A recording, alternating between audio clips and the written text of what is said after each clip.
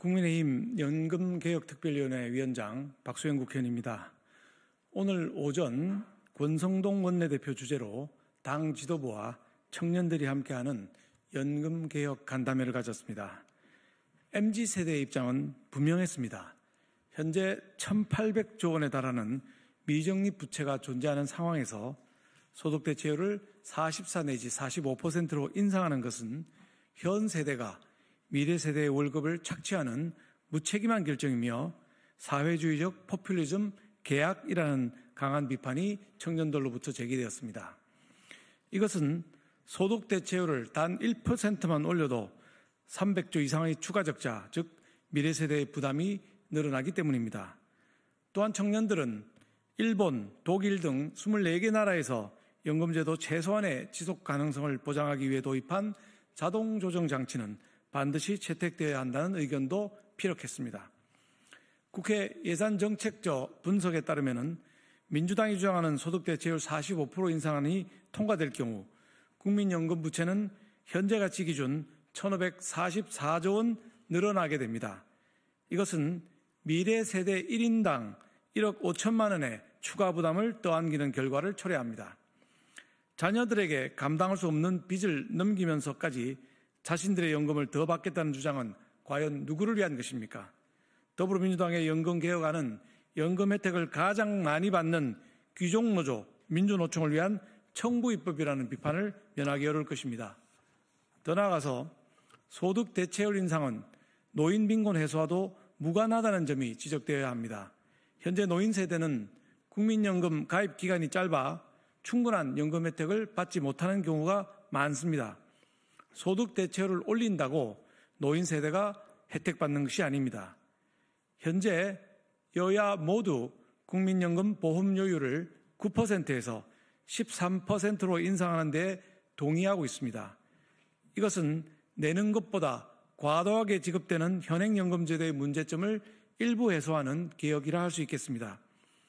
연금제도의 지속 가능성을 보장하는 요소 중 하나인 자동조정장치 도입을 두고 더불어민주당은 여전히 오락가락하는 행토를 보이고 있습니다.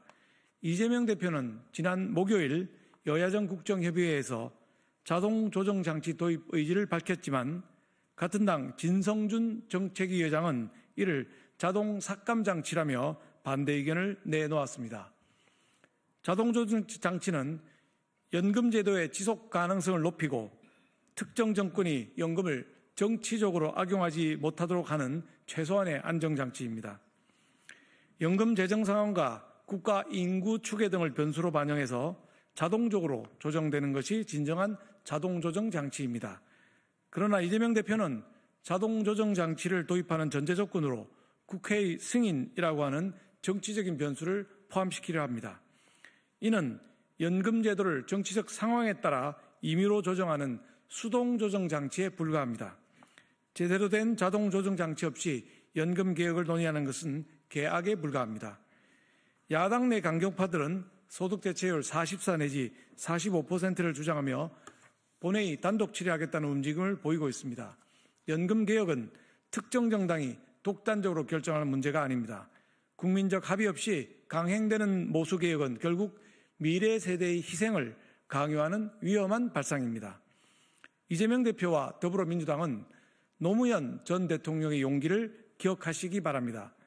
2007년 당시 60%에 달했던 소득 대체율을 40%로 내린 것은 노무현 정부가 미래 세대를 위해 민노총의 반대를 뚫고 어렵사리 도출한 구국의 성과입니다. 노무현의 후예라는 더불어민주당이 노 전 대통령의 결단에 바라는 반역사적인 결정을 내리지 않기를 바랍니다.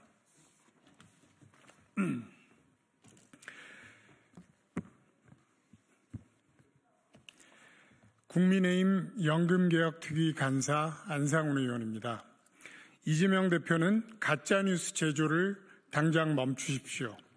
연금 21대 국회 논의 과정에서 국민의힘이 40% 이야기했다. 여야 합의 불발은 소득 대체율 1% 차이다. 모두 사실이 아닙니다.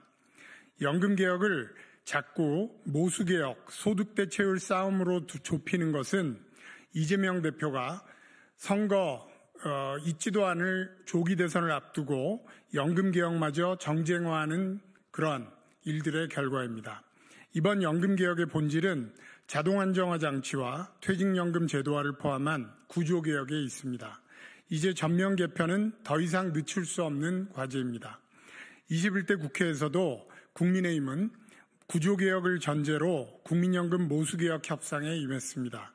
당시 협상이 무산된 것은 소득 대체율 1, 2% 차이가 아니라 더불어민주당의 비협조로 자동안정화 장치를 포함한 구조개혁 논의가 발자국을 제대로 떼지 못했기 때문입니다. 22대 국회 개원 후에도 민주당과 이재명 대표는 국민의힘이 계속해서 요구한 국회 연금특위와 구조개혁을 9개월째 거부해 오고 있습니다. 제때 연금특위가 구성되었더라면 구조개혁 방향쯤은 이미 잡혔을 것이고 이미 모수개혁 논의는 마무리되었을 것입니다. 민주당은 올해 2월 조기 대선 때문인지 뜬금없이 연금개혁을 다시 들고 나왔습니다. 모든 걸 선거 계산만 하는 야당의 행태가 참으로 개탄스럽습니다. 민주당에서 특위가 아닌 보건복지위 상임위에서 처리하겠다고 떼쓰는 바람에 지난주 목요일에는 상임위 법안 소위를 열었습니다.